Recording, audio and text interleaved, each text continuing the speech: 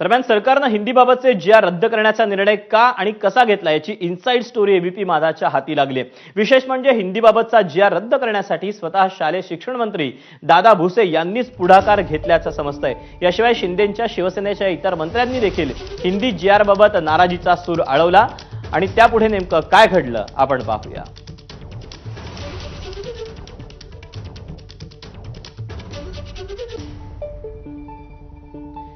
पहिलीपासून हिंदी शिकवण्याबाबतच्या जी.आरला अनेक स्तरातून विरोध झाला।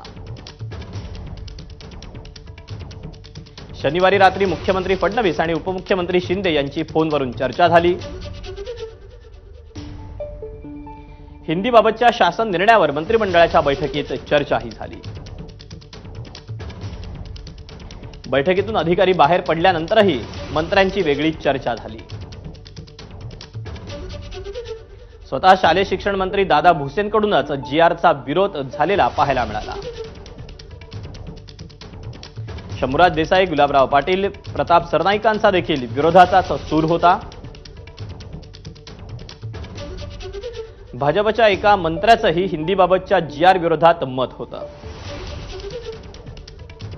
अखेर एकनाथ शिंदेंचं मत जाणून घेतल्यानंतर जी.आर रद्द करण्याचा निर्णय फडणवीसांनी घेतला।